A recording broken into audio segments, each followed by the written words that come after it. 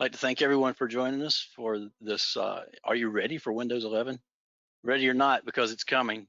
Server 2022 is already here. Windows 11 is actually here, but it's coming to an enterprise near you soon because your users are going to start asking for it. The funny thing about this webinar is we all sometimes write the abstracts for these, and I'm the one that said get the 411 from Liquidware. So we'll keep this light and airy for the next several slides. And if you've ever joined one of our Liquidware lives, we're just going to have a little free discussion similar to that about Windows 11. But I want to get back to get the 411. The funny thing is that our people from Europe said, I don't really get the reference to that. And then I got to thinking about it, and I said, well, I guess that really doesn't work anymore. So let me explain what get the 411 means.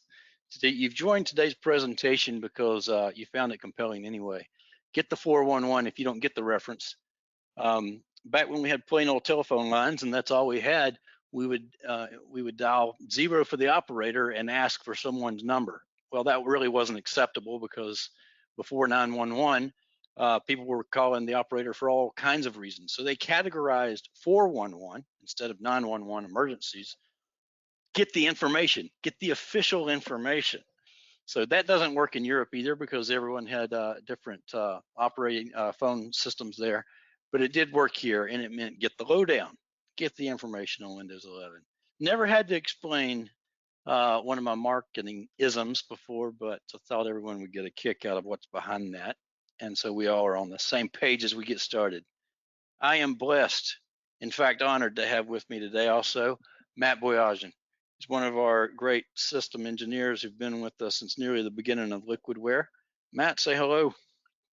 What's going on, ladies and gentlemen? So today we're going to talk about Windows 11 and all the challenges that you might face with Windows 11. If you don't know who Liquidware is, I want to tell you a little bit about who Liquidware is. By the way, that's who I am. I'm Vice President of Products and Alliances, and happy to be with you here today. Digital workspace management. When you think about Liquidware, think about workspaces. So in this industry, a lot of people may do assessments. A lot of people may claim that they do migrations and things like that. We are squarely focused at Windows workspaces in general, and that is virtual, cloud, and physical workspaces. A lot of people may think about us for VDI or think about us for Microsoft AVD or Citrix or VMware, but the truth is we run any way you deliver a Windows workspace. You can run our suite of solutions, which you see here, which help you transform desktops in the way that you manage them. Because if you manage them with this digital workspace management, your users can seamlessly be cut over to a new platform at any time. And that's especially important as new technologies have emerged that will take you to the cloud, or you want to operate on a PC, or you want to operate on a laptop and take that offline. Liquidware solutions can run on all of those scenarios, offering you user environment management that's centrally managed in the cloud. You can even stage that and put that up there, and I'll talk a little bit about that today, and pull that down from the cloud as needed, and we automate that process. So you're not dependent fully on one platform or one operating system you can cut over. Our example today is going to be about Windows 11, but maybe it's about Server 22 for your organization. It doesn't matter how you run Windows. Liquidware will work across all those and manage all these things at a higher level. So if you ask how we compete against Citrix or VMware, yeah, we have some overlap, but these little things that they do only on their platform. We do them across all Windows workspaces, your entire enterprise. Application layering, application attachments that will work across even your physical desktops, that will work in a Citrix, a VMware, an Amazon, a Nutanix environment.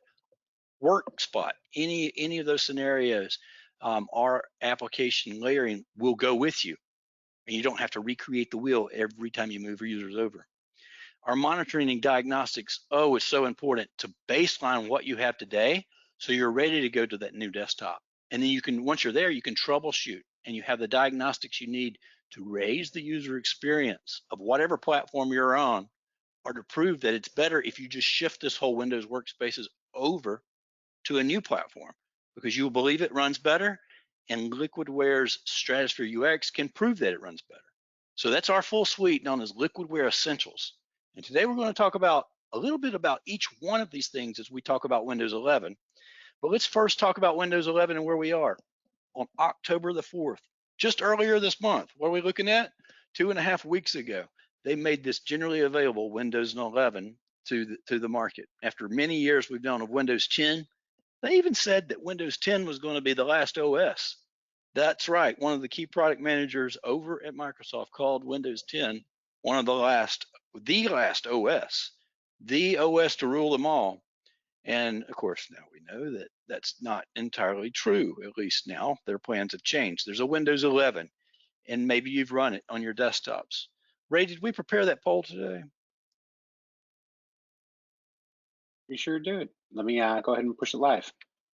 Well, let's go ahead and ask the question. Now, I believe the poll says, when do you plan to move users in your organization over to Windows 11? It gives you some options there, and we would ask that you consider that and give us some feedback in real time.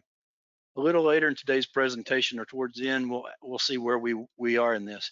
Do you plan to do it before the end of the year, for example? Do you plan to do it next year? At what time? Or do you plan to do it even later? So there's some options there. Please choose those. And Ray will close the poll in a little bit, but you'll have plenty of chance to answer there.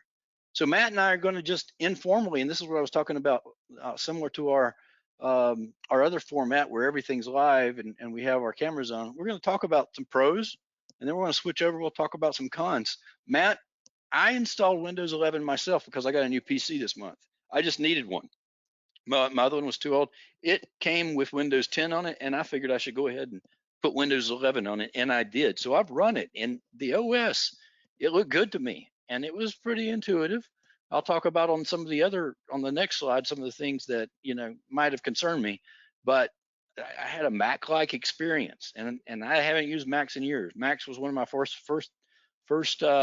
PC type things, but in computers, but I knew where to find everything. The menu was centralized. Things were there. The start menu was intuitive. I could navigate pretty quick. What was your experience?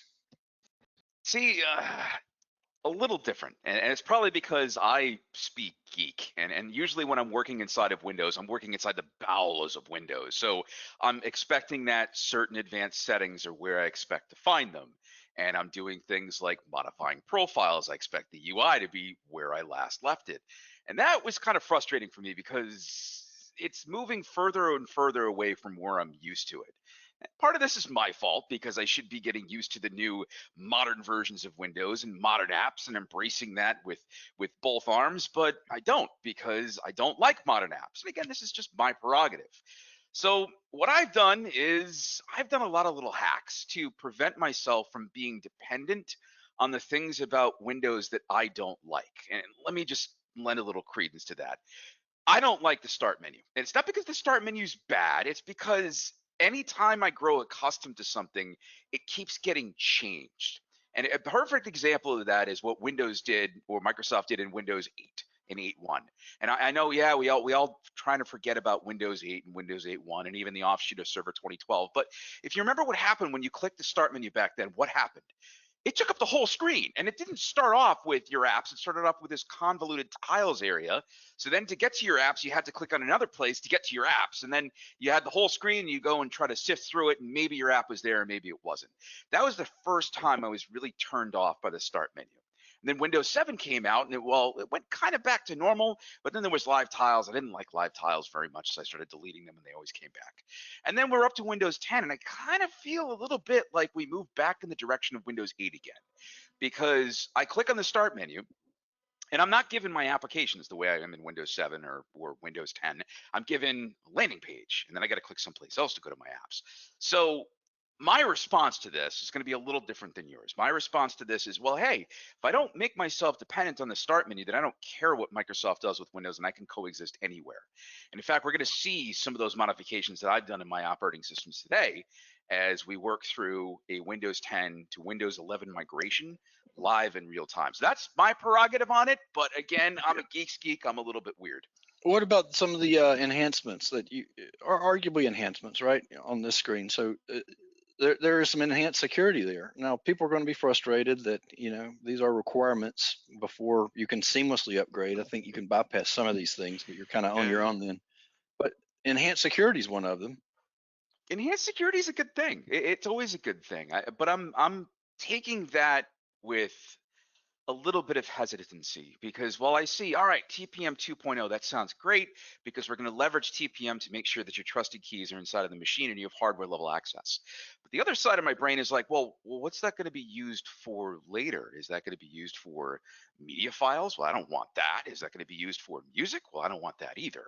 So it's kind of a double-edged sword here. So on one hand, I love the idea of more enhanced security. On the other hand, I don't like certain things being locked away inside of my machine.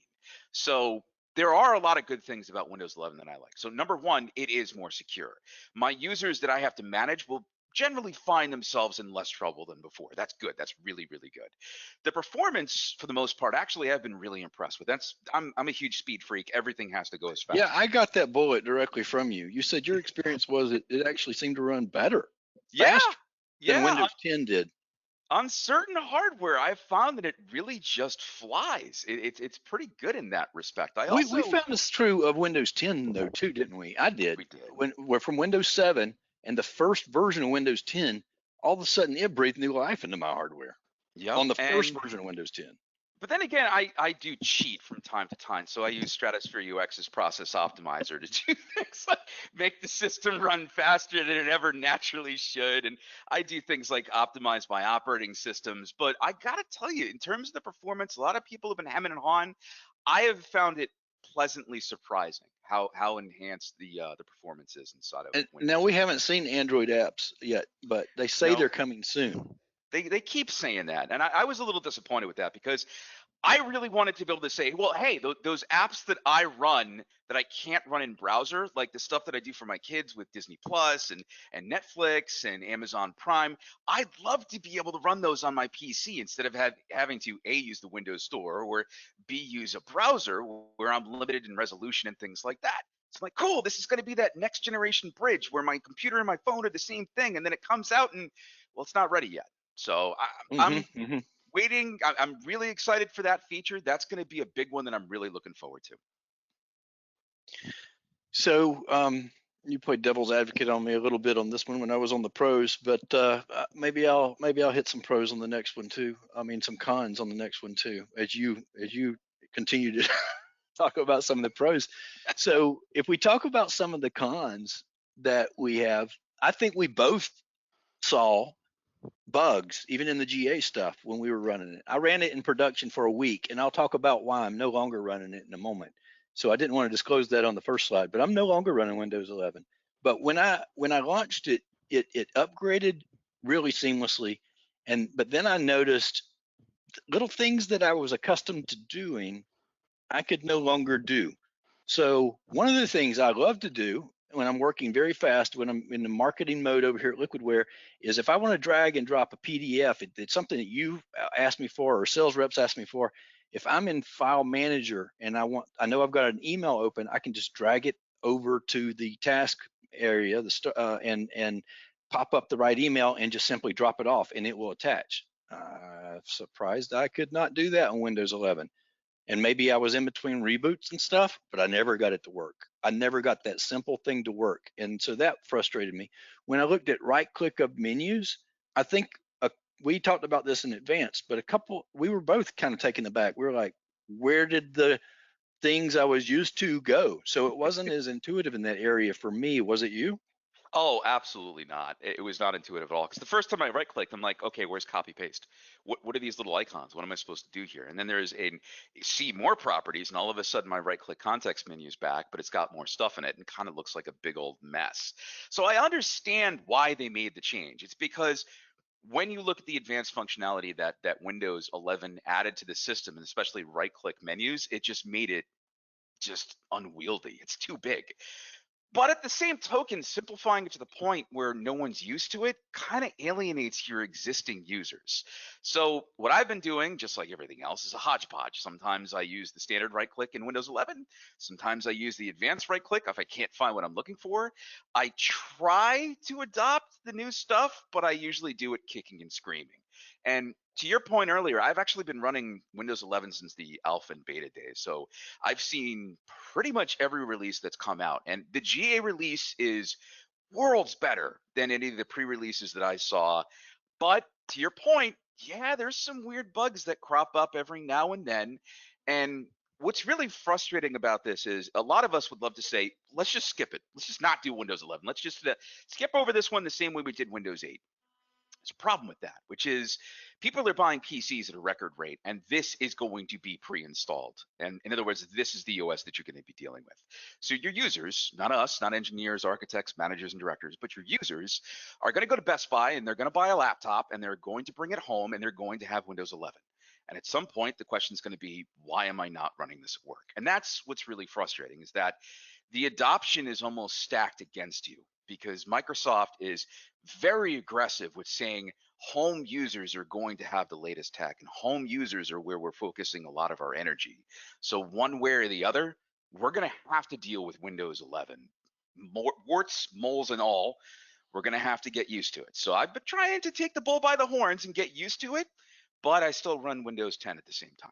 And so one firm out here have already found that 44% of the machines that they're auditing are not of even only 44% of them for enterprises were compatible with Windows 11. Now, couple that with the fact that we're in a chip shortage, it's hard enough to get your hands on a PC.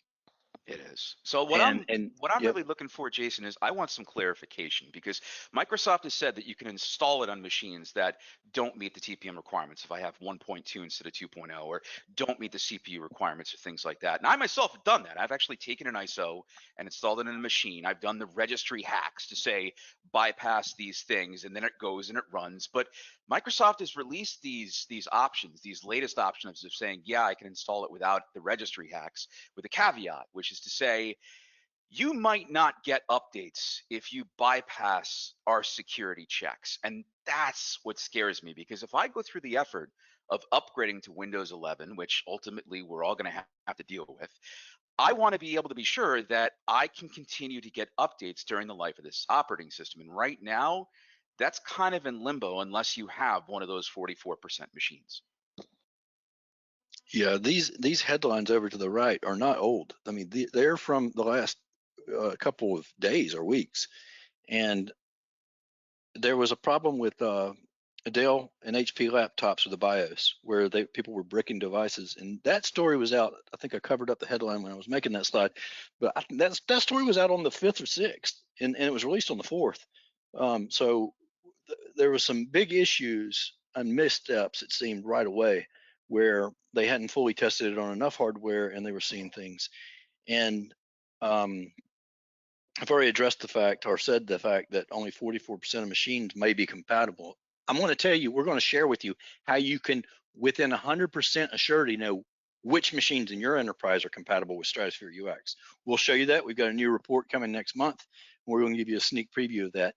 Early adopters may experience issues, is my thing. Now let me tell you why I'm no longer running Windows 11. This brand new Dell, pretty high-end machine that I got for a desktop came preloaded with Windows 10 on it. And the first day I was setting things up, I said, yep, I'm going to go ahead and push the update for Windows 11 up there. And I talked about how seamless that went and how the UI, I could navigate it and everything like that. Well, a week went by and I listed some of these things I already spoke about. You know, I couldn't get to things as easily. There was another thing, the task manager, performance manager, you're used to getting to by right-clicking on the menu over in the taskbar area. You can't get there by right-clicking anymore. Little small things like that. You can go over to the start menu and do it, but I had to go look that up. I mean, how do I find performance manager anymore? Okay, so I had a few frustrations, but it was still working out for me.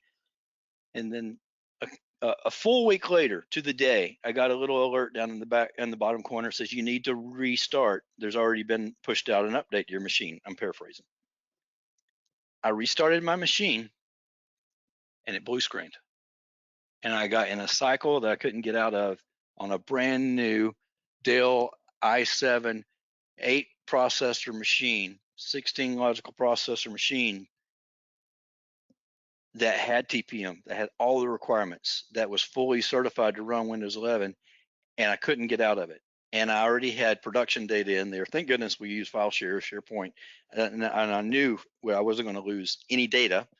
We'll tell you today how you can get best practices set up too with Profile Jason, Unity, where you don't I lose want to them. make sure that we're not coming across as we're just piling all on Windows 11 No, and not, saying that not. this is awful, because it's not. It's a really good operating system. No, But we have as plenty an of pros. engineer, as an engineer with Microsoft products, my life is bittersweet, because on one hand, the mistakes that Microsoft makes keep me employed. In fact, I would argue that most of the people that are on this call right now, we are employed because of the mistakes or the choices that Microsoft decides to make. On the other hand, this is a shiny new toy. And I like shiny new toys. I like playing with them. I like taking them apart. I like seeing what they can do. And this shiny new toy is going to be the underpinnings of a lot of things that I build over the next 5, 6, 7 years. So this is not all doom and gloom, but we are trying to be honest with you. Absolutely, Okay? absolutely. So, yep, trying to keep it fair and balanced though, because we're not going to blow smoke where we shouldn't. Short story is, I think Matt and I would definitely recommend most enterprises wait for at least a couple of patch cycles before they consider Windows 11. I got back into my machine with Windows 10 because it rolled back the feature pack, so that's why I'm back on Windows 10. But I liked Windows 11, and I like the look of it, and I like what they intend to do with it. I like the added security features, and I can see why a lot of end users are going to be asking for it. So wait a couple of update cycles before you even consider it, I believe. Would you agree with that, Matt? Absolutely. So for me, I don't have a choice. I have to work with this stuff one way or the other. And there's some things that I like. There's some things that I don't like. Ultimately, I will be adopting to it because I usually stay in the latest generation. But to your point, if I'm an enterprise customer, do I want to jump into this head first right now? No. Obviously, take it apart, play with it the same way that we do. But in terms of the enterprise space, I think that the most conservative approach to do would be to wait till 2022 or possibly 2023. All right, let's get into the top 3 challenges because we got demos to do today that I'm excited to see your demos, Matt. Anytime you move from one platform to another, this is where Liquidware can help you out, and we are already compatible with Windows 11. Assessment, make sure the user environment can flow over so you can enjoy a zero downtime, and make sure you harvest user author data away from those endpoints and you put in best practices that you don't leave data behind, because as I just told you, I'm using best practices and storing things on file shares that I can get to in the cloud. But had I not, I may have lose production data. So you want to at least do these 3 steps and to manage these things at a higher level than your vendor, whether that's Citrix or VMware or any of those. And that's where Liquidware can help you out. So with assessment, discover what's compatible with Windows 11, which machines should be even running it, and which ones would be supported. Also start to learn what applications are installed versus which ones are used, because you're going to have to rethink your application strategy. And this is where Stratosphere UX can help you. The user environment, if you can harvest those user profiles and only a smart profile come across to your new OS, and you can keep users from being down, even with a cutover, and it would seamlessly work, I believe you would love to do that. And that's where Profile Unity can do that. We can even make sure that data comes in seamlessly to something like FS Logics. All right. And because FS Logics, as Matt will share with you today, as well as our own profile disk, will not go from Windows 10 to 11, but our profile portability will. And then the user author data, we'll make sure those best practices are in place and that we harvest that off. How we do all that? We have a strategy known as cloud staging. Every one of our solutions supports the cloud. And by doing that, you can leverage central data points in the cloud to store user profiles, to store user authored data, and to host your user experience data, like your Stratosphere console that will keep track of all your user data between operating system versions. And you can enable a coexistence between operating systems if you're moving one department at a time, or if users have multiple desktops, they can leverage that, and they can leverage that cloud data. Everything we have can also run on-prem. If you're a highly secure environment and you can only run and store things in your own data center, that's fine too. But we support every type of cloud storage available. We enable a zero downtime cutover, and you'll see how that's done today in the demo. And this is a bit more about our cloud staging. If you start on the left with your legacy desktops and get your users under management with our suite, you can assess, harvest that user data, and even store your applications as Flex apps in the cloud. And they're identifiable, and they are compatible with all the cloud solutions you see there in the middle. User profiles, applications, user data, and your user experience data is held in the cloud. Now, when you cut over on the far right-hand side to whatever solution that is, we list out a bunch of options there, including AVD and Citrix, Amazon, all the options there, physical desktops as well. all that data will seamlessly come in. A smart user profile, not one bloated with cached areas that you don't need, not one bloated with a corrupt profile from a profile disk from any vendor or even Microsoft themselves, but a profile that will be immediately recognized, and the user will have the data that they need to have applications work and all the customizations that they need, often running at their first login.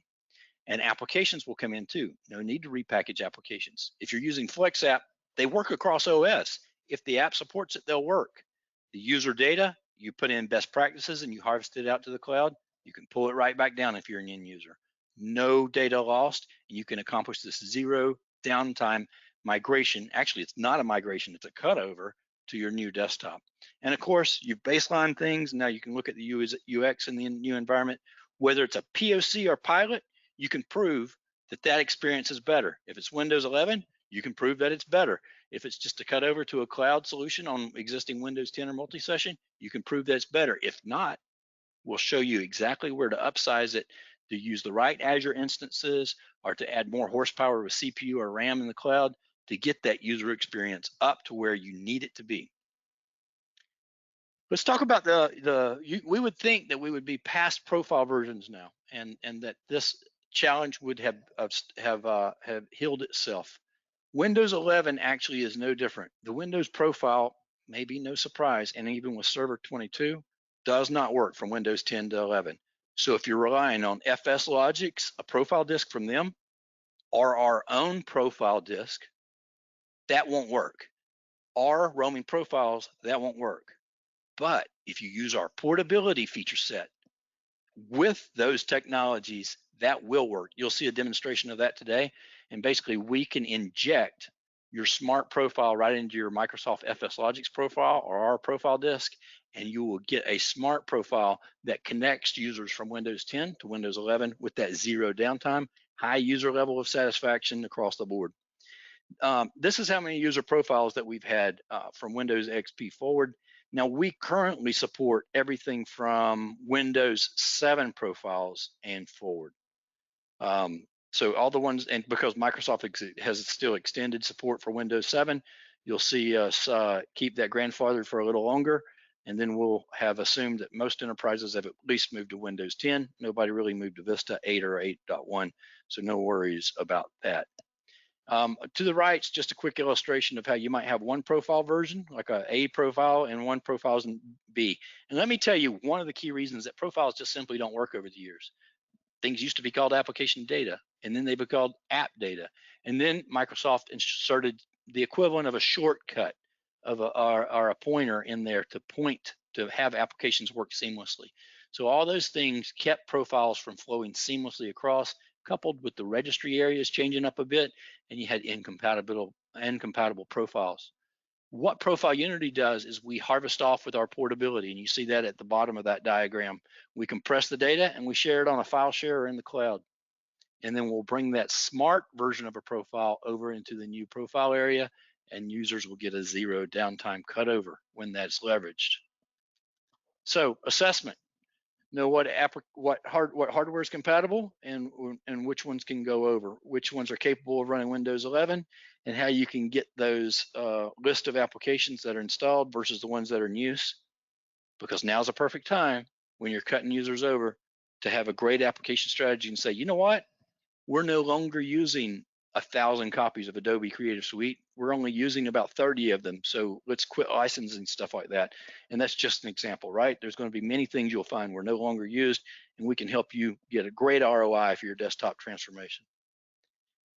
Windows 11 requirements. This is a copy and paste of exactly what Microsoft has put out there. Credit Microsoft. It came straight off their website. We've all seen this list.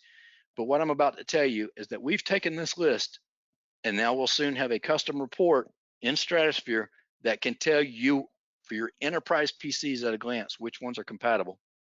So we've talked about TPM right there in the middle. UEFI, which is the same as Secure Boot capable, is that available in the firmware?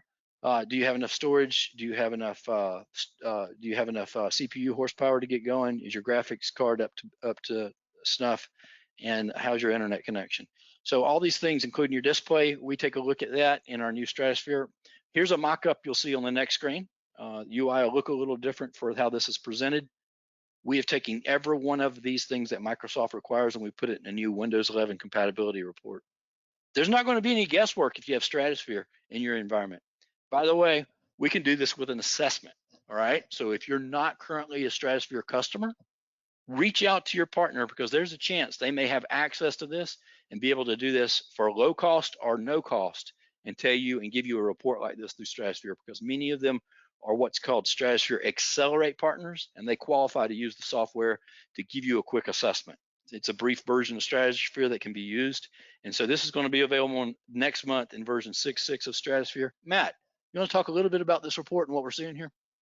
Absolutely. So this basically quantifies all the things that we've been given from Microsoft. That's basically a decision matrix to tell us, does your machine meet the requirements for Windows 11? And a lot of these things seem a little bit odd, such as the CPU support, because you'll find that some CPUs that were released a while ago are supported and some just plain aren't. First generation Ryzen comes to mind and things of that nature. Next up, you're going to see things like what's going on with your free space, which again seems a little confusing. That first machine at the top, it's running Windows 10 Pro, it's got the CPU, it's got the TPM, it's got everything you need. Why won't it support an in-place upgrade? Well, it won't support an in-place upgrade because there's not enough free space in the disk. If I don't have enough space to download the files that I need, as well as have scratch paste for the OS cutover, it's simply not going to let you do it. So it can still let you do something like an ISO download and a full install, but then to Jason's point from earlier, you're going to lose all your stuff. You're going to lose your applications, your documents, and everything else that you've been working with. There's also been a lot of questions around the idea of secure boot, aka UEFI, as well as TPM, trusted platform modules, and what that whole thing means.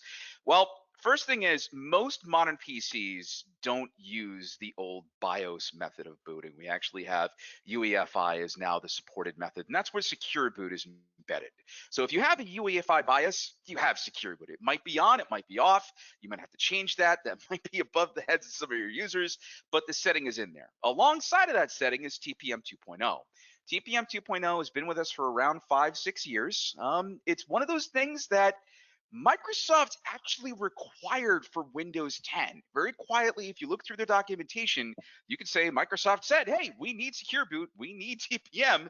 You guys just weren't listening. But now they're enforcing that requirement a little more aggressively, especially when it comes to upgrades. Clean installs, you have a little bit more freedom, but again, in terms of upgrades, they're really cracking that whip.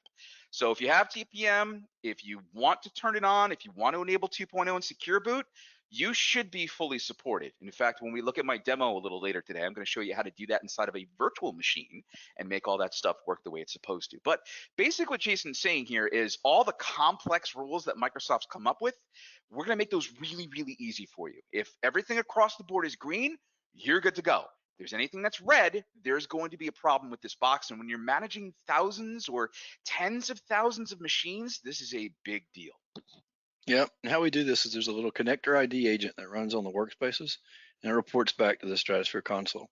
And the Stratosphere console will give you the reports. So we can learn this data in as little as a few hours to really, when we run an assessment, a couple of weeks to a month is what we run it for, because we want to know usage data too, which is in a lot of our other reports. But it's a zero touch thing. You don't have to go out and use SneakerNet to go out there and figure out what you've got in your enterprise. You can run this on thousands of PCs and have it report back. Servers as well. So I'm going to go through many of my slides fairly quickly here because I want Matt to have time to show this awesome demo that we've got. We can do an application strategy report too. Let me summarize this real quick. We can know applications that are installed versus applications in use. And we can also give you candidates if you want to start layering those applications. And FlexApp is the one that can do that. And once they're layered with FlexApp, they're independent of the OS. They come in as attached containers and they look like they're installed, but they're not. The number one benefit of this is that you keep base images clean. So you just focus on updates of the embedded apps like Office usually and the OS patches. And then your apps come in as Flex apps, which can be assigned by user group or with our new Flex App 1 tag. So we support application staging in that way, and Flex App's advantages include you only package at one time, you can reduce your number of base images that you manage, not only for physical PCs, but for Citrix and VMware servers as well, for multi-session servers like for AVD and others. You have a very high degree of compatibility because Flex apps are compatible with better than 90% of your apps. No longer need to worry much about using technologies like old technologies like AppV or ThinApp when you've got new technologies that are far more compatible. There are some use cases for those when you need application isolation, but for the most part, Flex app will support the use case for any of those working across. Cloud staging of that is easy because you can put these up in central storage and they come down no matter where your desktops are. So with the user environment, and you'll see some of this today in the demo, that's why I'm going to fast forward through some of these slides. It's going to capture your profiles at first log off from the legacy system, make it a smart profile by only capturing what is really needed, not the cruft in there that's not, and it's going to make it to where it can be injected in seconds at the next login, put in best practices for data storage. So, and make your profiles dynamic going forward. Make them where they can work with FS Logics, work with our profile disk by using our portability engine. The other thing that you want to leverage is you want to leverage our best practices. I'll get to that slide here for user authored data. This is where you're going to host, this is where you're going to harvest off user authored data. And what I mean by that is a lot of users have been storing things in my documents for far too long, and they're dependent on that endpoint. And if you have, if you lose that endpoint or that hard drive or things like that, you're going to lose data. So we can harvest those off and redirect them to data points where they can either sync up with cloud storage, like the user's OneDrive that you're paying for as part of your Office subscription, or we can sync them up to an on-prem data store. That way the user's never dependent on their hard drive. And so we'll harvest those silently in the background, and then as soon as they log into something like Windows 11, they'll be readily available and have that zero downtime cutover. We automate that whole process. You can get rid of and leave things behind that you don't want to move over, like MP3s, like MPEG files and things like that. If you want to exclude them, it's very easy to do, and put them in areas that are compatible with whatever you're using, whether it's Work Docs, SharePoint, Google Drive, or OneDrive. This is how we harvest that off. Not only do we redirect the folder to wherever they can be picked up by cloud storage or redirected to the on-prem data store, but we sync them, and that's where you see this syncing occur. No other vendor really does this seamlessly. So if you're thinking about how you'd have to automate this process, otherwise you'd have to use something like user state migration tool, which is very, very slow to use, takes the user down, doesn't move it in the background. We never take the user offline. We move files in the background. Even the files that they're using is not a challenge to us because we'll move those at the very next login right before they move log on. Our architecture supports a cloud architecture, and we can save things to object-based storage as well. And like I said, we support all the user-level file shares for this. The point is, with Flex App and Profile Unity, you have everything you need. There's not going to be any special servers to install, no dedicated servers. Even our management console can run on a server that shares other applications, and there's not going to be anything special to install. We only need some storage to make our magic happen, and the agent on the endpoints is what does the heavy lifting and tells where the data is and what data to move. So in summary, you want to, if you're moving over to any new platform, not just Windows 11, because as we said, we recommend you wait for a couple cycles before you consider that as an enterprise. You want to always assess. You want to manage these things at a higher level. Assessment is going to let you know what's compatible, what applications you want to think about for your base images moving forward. Leave no critical data behind. Prepare your base image with your new OS in mind and the way that you'd like to deliver the applications. Consider things like our Flex App technology. You might even want to try MSIX. MSIX has a far lower compatibility rating than we do, but you're leveraging new technologies that you might want to consider. You want to consider anything that you need isolated still, like with ThinApp, or maybe even use AppV if you have to. But like I said, application deliveries come a long way, and you can start using layering technologies with that you package once and goes across all of those. You want to ensure data availability by making sure best practices are put in place and you harvest off user data. and you want to monitor the user experience. Validate what you've got on the front end by doing a baseline report, and then once you cut over, do a user experience report in your POC phase, and even after the fact, audit your environment. Make sure you're delivering the ideal user experience. You can do that with Stratosphere UX, and you have a well-prepared seamless migration methodology in place to do that. Matt, let's cut over to your machine and show these demos. That sounds great. So let's give me some presenter rights and I can share some stuff out. Yep, Ray, can you do that or do it? You got it, thanks. We're good to go. Ray is always, always on top of things. So we're gonna start this off with a conversation that Jason and I had a few weeks ago, which was the topic of different versions of the Windows profile. And if you noticed in his slide about 20 minutes ago, he mentioned that we are currently in version 6 of the Windows profile. And if you notice, Windows 11 and Windows 10 are both in V6 of the profile. So the question then becomes, can you take an existing Windows 10 profile and bit for bit move it into Windows 11 from Windows 10? And the reason this question was so important to us is because a lot of our customers are currently running FSLogix. It's wildly popular. Microsoft's been pushing it really hard. It works really well. No one really likes roaming user profiles anymore. And VHDXs seem to lend themselves really well, especially in VDI and cloud-based deployments.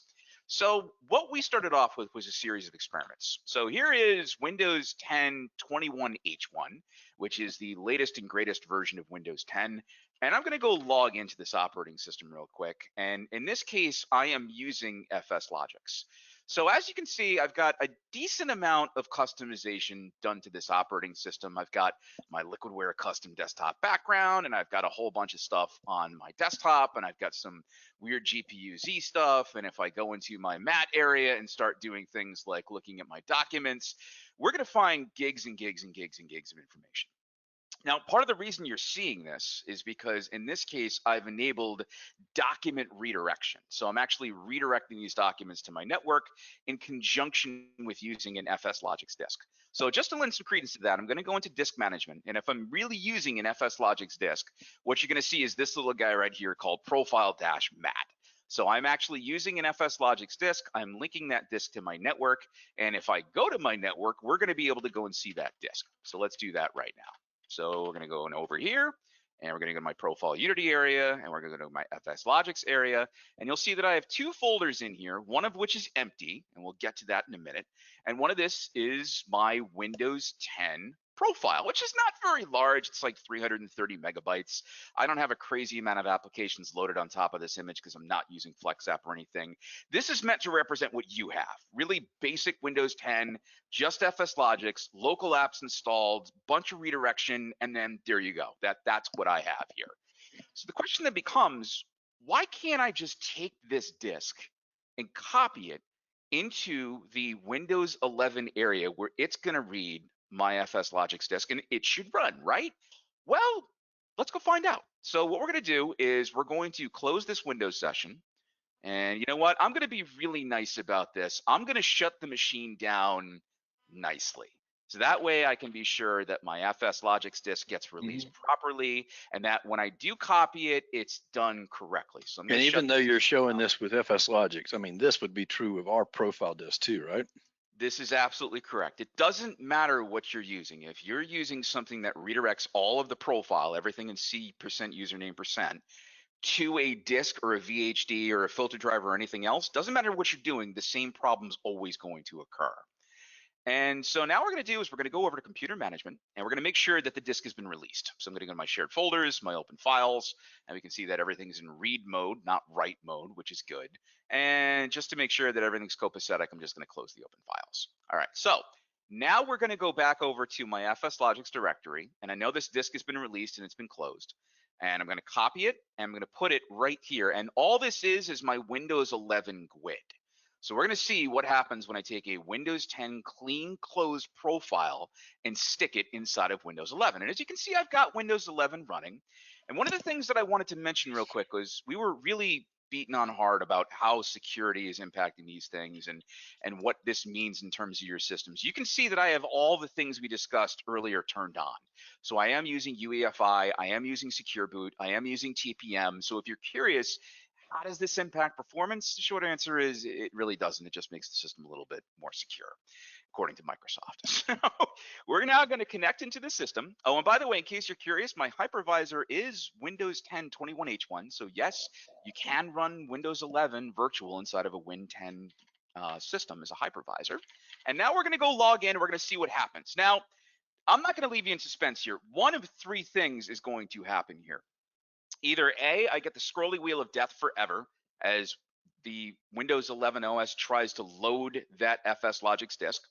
Number two, sometimes I get an error that says your profile is corrupt and this disk is broken. Or number three, which is what just happened here, Windows 11 ignores the disk. It says, look, man, I don't know what this is.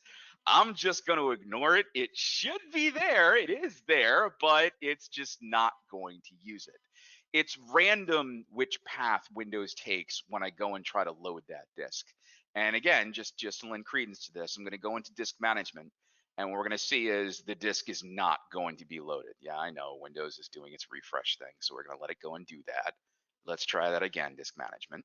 There it goes. So we can see Matt's Hughes captured, but we can't see Matt's profile in here. And we know for a fact that the disk is where it's supposed to be, because if I go to my network, we're going to see it right there. So there's profile unity. And if I go to my FS Logics area, and if I go to this little GUID right here, yeah, the disk is there. It's just being ignored. All right. So what do we do to solve this problem? Well, as Jason mentioned earlier, one of the things that we're doing is we have something called portability. And portability is harvesting everything that lives inside of your profile minus the caches. And that's really important. Remember that last part, minus the caches. So things like OST, PST, Chrome IE, Firefox, Java caches, they are not captured. But what is captured is everything else I need to make my machine mine. So for example, if I go right back here and we go to my profiles area, and if I go to Matt, and if I go to portability, what you're going to find is all the different sections of the profile that I need to reconstruct it. So here's my third-party applications. Those are the things that live in HK Current user software. Here's my app data stuff, my certificates, Edge Chromium settings, and all the stuff that lives here in the root is generic. This can apply to any version of Windows. I do not care what it is, it's going to work. Now, there are some subfolders that you see here that are specific to different versions of Windows. So I have some special stuff for Server 2016. I have some special stuff for Server 2019. And again, if I was running 2022, we'd find the same things. But those are really small, benign areas like active setup and things of that nature. So now that we know that the profile disk did not load from FS Logics, what are we going to do to fix the problem? Well, I'm going to show you what we're going to do. We're going to destroy this Windows 10 session, or Windows, sorry, Freudian slip, Windows 11 session. And what I'm going to do is shut it down. I'm not going to be nice about it either. I'm just going to completely turn it off, and I'm going to go and restore this from a snapshot. And now what I'm going to go do is I'm going to go into my FS Logics disks, specifically the Windows 11 one, and I'm just going to delete it. So we're going to say, all right, you don't want to recognize this disk? That's fine, wipe it out.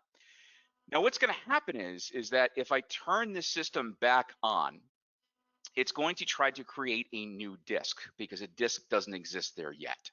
So that essentially becomes my cache area. But what about all my stuff? Well, let's find out.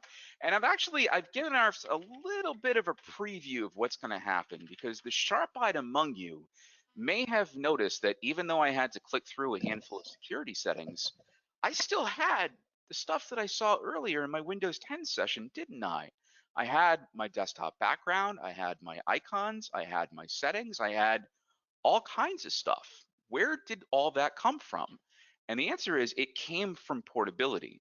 So what we're essentially doing is we're saying what portability does is it keeps a copy of my profile minus the caches for any version of Windows that I migrate to. So even if I don't have an FS Logics disk, I'm still going to work just fine. What I'm not going to have is I'm not going to have those caches. So in other words, my OSTs, my PSTs, Chrome IE, Firefox, Java caches, I'm not going to have those. But if I log into Outlook, it's still going to know who I am. It's just going to take a little while to go and download my mailbox. So if you want the best experience possible, what do you need? Well, you need both. You need portability, which is what we do. And you also need some kind of a disk cache, which we have in the form of something called profile disk, or Microsoft has the form of FS Logics. The whole point that I'm trying to make here is you can't exist as an island. You can't just have that disk and expect things to work. But if you have the disk and portability, then the entire profile is going to work exactly the way it's supposed to. So now let's do something different. Let's go back into disk management with this system that was just destroyed and recreated. And yeah, Windows 11, do your refresh thing. That's great. Go ahead. Let's go back into disk management and let's see what happened to our FS Logics disk. Oh, there it is right there. It reloaded itself. It recreated itself. And we can see that I have all of my stuff that just naturally works. In fact, when I go to my network share, what I should now see is a brand new disk that's just set up for Windows 11. And wouldn't you know, there it is. Notice the size though. This thing is double the size of my old Windows 10 disk. Why is that? Well, because quite simply, Windows 11 has a lot higher requirements on storage due to the fact that everything's a modern app now. So previously, I could strip out modern apps in Windows and it would work just fine. Now, everything is a modern app. So for example, the start menu, that's a modern app. When I right click, that's a modern app. When I right click on the taskbar settings, these are all modern apps. Because modern app data is stored in the profile, that means the disk is going to be bigger. And that's why there's such a compatibility problem. But Profile Unity gets you around that, because if I can just say, hey, the disk is just a cache, the disk is no longer my profile, then that means it doesn't matter where I go. I could be on Windows 10, Windows 11, Server 2019, Server 2022, physical, virtual cloud, desktop, laptop, or server. It does not matter. I have a complete copy of my profile everywhere I go, regardless of what I do. Now, in fact, I've also done one other thing, which is I severed the connection between this system and my ProU license server to show you one other thing. Even if we lose connection to the ProU console, I still run. We never, ever, ever stop you from running. One of the other things that's going on here is in my old system, my Windows 10 system, I had locally installed apps and I didn't have very many of them. In my Windows 11 system, I am using FlexApp. So I'm using all the benefits of Profile Unity that I can here. So in fact, if I go to my apps and features, you're going to find a lot of apps installed here. There's the ones that come with Windows. And there's also these ones in parentheses called Flex Apps. These are my FlexApp applications. And you can see when all's said and done, I've got roughly 150 applications installed in the system, local ISO included, and then Flex Apps. Now, remember what I said earlier, that I'm not a huge fan of the Windows 11 start menu. Why? Because much like Windows 8, I have to click twice. First, I have to click on the start menu itself, and then to get to my apps that aren't pinned, which is all of them, I have to go to all apps. And now I get all the apps that are intermixed in this machine between Flex Apps and locally installed. So how do I stop myself from becoming dependent on this little start menu and the clicks that it makes me jump through? Well, the short answer is I can just use folders. So in this case, I've got a collection of shortcuts for the Flex apps that are known problems when dealing with any operating system, let alone Windows 11. Some of these things have right-click context association functions. Like right here, if I right-click on this little script and I go to show more options, come on, Windows 11, you can do it. We'll do something up here to make it a little happier. So if we go right over here and we right click and go to more context options, it's basically going to give me a whole bunch of guff and stuff, and I have to go to show more options and wait for it to work. Some of these things have context associations. Some of these things have device drivers. Some of these things have COM plus and DCOM objects. Some of these things are Java, which is just Java's awful. I don't like dealing with it. Some of these applications have things like constant updates that I need to go and worry about. Some of these things use DirectX 12, for example. So if I want that high output audio video stuff like I get in GOM Player, I'm going to need that. Some of these things, like if I go over to anything else, might use some kind of 3D acceleration. And again, in Windows 11, what's nice is, just in case you're curious, in Hyper-V, you now get 3D acceleration. So if I go to liquidware.com, which you can see it remembers I've been there before, all this stuff is going to load up nice and fast because of the acceleration that's occurring right now. I can even do things like load up lots and lots of apps very quickly, and Flex App's going to make them instantly work at their full speed and full rating. So much like what I was discussing about with the profile, here's the other really cool thing about this. These apps don't care about my version of Windows either. Now that sounds crazy. How can an app not care about the operating system that you are running? Well, I'm going to show you exactly how. So I've got a bunch of other operating systems that I can go and pick on here. And this way, I'm going to go get an older version of Windows 10, 1709, which has been with us for years.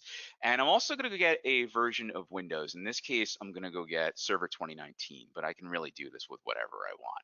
So now I've got different operating systems running. I've got Windows 11 running with a set of apps. I've got Windows 10 running with a set of apps, and I've got Windows Server running with a set of apps. Now, these two machines do not have FSLogix disks assigned to them, but we're going to see what my life is like when I go and log into them.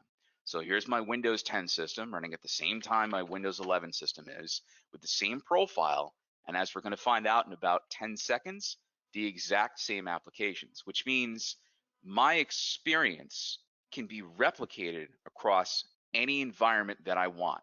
So notice I have the old school start menu here. I've got the old school stuff. If I go into my documents, I'm going to have gigs and gigs and gigs of stuff. If I go into my registry, I'm going to have all the data that I've been collecting for quite a while is present here. And then, of course, if I take a look inside of my apps and features, I'm again going to have all the same Flex apps that I have inside of Windows 11. And there's a lot of them here. In fact, if I go to my Flex app shortcuts, well, look at that. All the same applications are here. I didn't have to recapture anything. I didn't have to redo anything. All my apps that worked in Windows 10 worked in Windows 11. But what about a server operating system? Clearly, that's going to be different, right? Well, again, it doesn't have to be.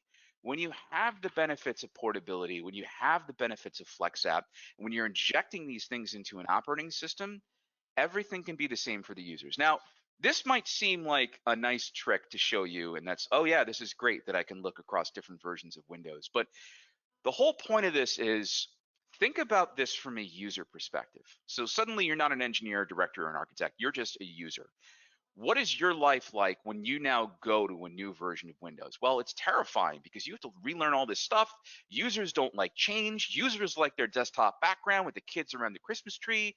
Users like their documents where they left them. Users like their shortcuts where they left them. All of those things should just work regardless of what you move to.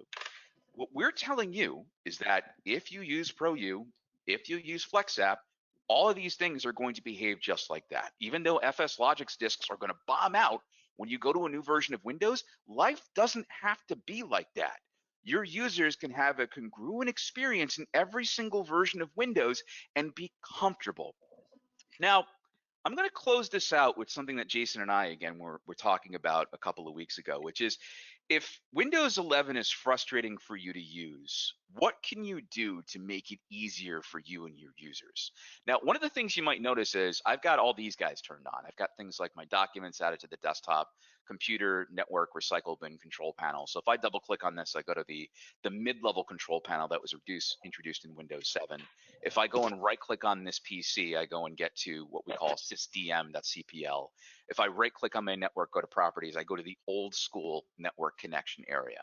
Now let's jump way across. Let's go back to Windows 11 and see how these tiny little tweaks are going to change my experience. So I've got these guys here too, because those reg keys still work the same way. If I double click on control panel, oh, look at that. I get the old school control panel. So if I'm used to this way of doing things, I can just double click that and I'm there. Whereas if I right click on the start menu and go to settings, I might be lost because this is a completely new way of doing things. That's okay. If I just turn these little guys on, I can access the old way of doing things really easy. Like, for example, I'm not a huge fan of the new network connection setup in Windows 11 either.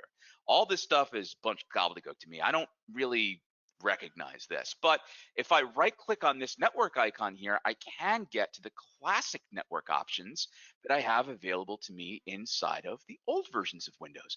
And again, all this stuff is stuff that I'm used to. Or if I want to go to the advanced area, if I right click on this PC now, it's going to bring me to the advanced section of Windows. But if I want the old advanced section, all I have to do is type in sysdm.cpl.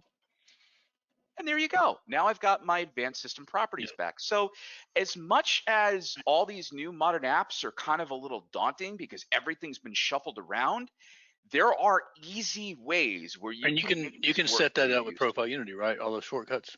Yeah, that's exactly. And you assign them to a group. So if you got one group of the developers need a bunch of stuff like this put on the desktop, we can populate all that. Yep. by user, by group, or company-wide? In fact, to lend credence to what Jason's talking about, I'm going to open up my Flex app copy of Google Chrome, and I'm going to navigate to my Profile Unity console. Now, I forgot to put an HTTPS in front of it. It's got to be secure. There she goes. All right, so I'm going to log into it, and I'm just going to go in there right now. And what I have is I am saving if you turn that setting on. In other words, if you have these icons turned on by default, I'm going to remember that. But my users don't necessarily know how to do that. I might want to go and do that for them. So what I have is if I go into my configuration right here, and if I go to my registry keys, way down here, I've got my Windows 11 customization settings. And these are where I go and change the desktop icon so I can get to those old Windows 10 features. This is where I hide Windows Search because, let's be honest, nobody wants that. This is where I go and make a couple of changes for things like Hive alternatives for WVD because I also work with that. This is where I go do things like make sure that the Windows Policies Explorer for like hide clock, date, and time in older versions of Windows works. And when I pull all this stuff together, it not only says that my experience is congruent across older versions of Windows, it says in my newest versions of Windows, I can get quick access to the things that I'm used to while I'm still getting used to the way that Windows 11 works. And that, Jason, is everything I wanted to cover today. But That's I know great. we have a lot Yeah, more that you want we've to talk got about. the poll, right? Of You have the course. poll data, and keep in mind we asked this poll question before we started talking about the pros and cons. So I wonder if the data would have changed. Yeah, so we do have poll information. We had about 75% of the people on today respond. 12% said that they would plan to update before the end of H1 of 2022. 41% said during H2 of 2022. 41% also said 2023 or later, and 6% said no plans at all. So it looks like the majority of people said H2 or 2023 or later. Yeah, that makes sense.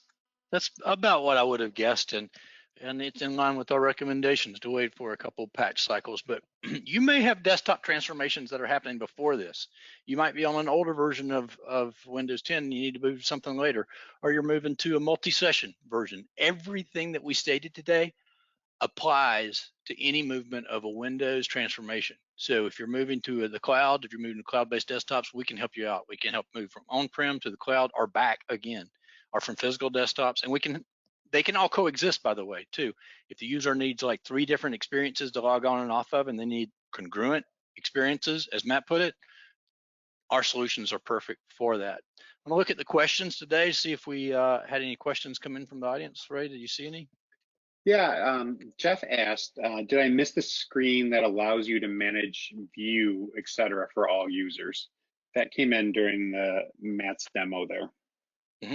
Well, the way that you would do view with our Profile Unity Management Console is that you would set up a context-aware filter to apply only to that group, and that could be based on your Active Directory group. So you want to separate it out like that. Now you can go into the Profile Unity Management Console, and if Matt, you want to bring that back up real quick and show what I'm talking about. Sure. Ray, can you pass You can me go Ray's, back please? in there and you can apply any attribute and say, now only apply it to the Horizon View context-aware filter, and then it will only apply to those workspaces. And what's really cool about this is that we can get very clever with how we apply things to View, because we import variables from Horizon View. So if I want to do this based on a subgroup of IP addresses that are connecting in from thin clients using VMware View, I can do that. MAC address, protocols, types, domains, names, machine domains are all options. And what I can also do is I can get really clever with this. So I can say, let's say I want to use Horizon View and publish something to a group of machines in a certain subnet range. Okay, well, there's your range right there. We'll say 192.168.0.11 through 216. There you go. That range is now in there. Now I'm going to supplement that with a security group. So I'm going to say, not only am I looking at your VMware View variables, I'm also going to look at your security group membership inside of Active Directory. And I can go and parse that for you. So I can say, are you a member of this group? And now I can say, is this an and logic aggregate? Both of these things have to be true. Or this is an or logic aggregate. One of these things has to be true. And now anything that I apply to this filter will kick in if any of those conditions are true. So what Jason was talking about before with the customization of the desktop, I can use it there, or I can use it for a Flex app or a setting or anything you want. These are global inside of ProU. Great display and demo of the answer. Ray, any other questions? That's all I've got right now. All right, so keep in mind that our solutions you can download and you can play with them at any time on our website. You just go over to the download area and there's a quick registration form.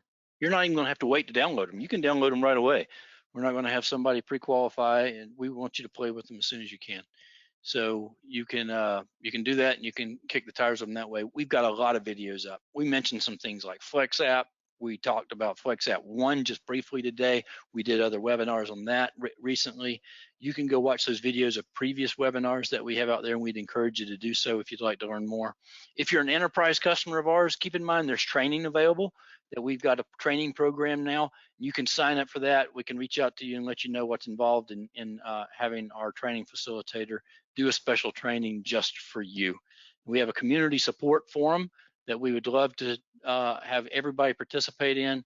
So if you want to see how others are using our solutions, you can do that too. I've got some links I can share if I share my screen back out for the community area. You've got it there too. Thanks, Ray and Matt. So that being said, we're over the hour. We appreciate this well-attended webinar. Matt, thank you so much for the demo. Ray, any closing thoughts? No, just keep an eye on your inbox, and we'll send out a link to the recording as soon as we have that available. Thanks for coming. If you have any other further questions, you can always reach us at sales@liquidware.com, and we'll make sure we get that routed over to the right people. So thank you, Jason and Matt, for bringing us through a great presentation today. Thank you all for attending. Thank you. Bye. Thank you very much, ladies and gentlemen. Have a great day.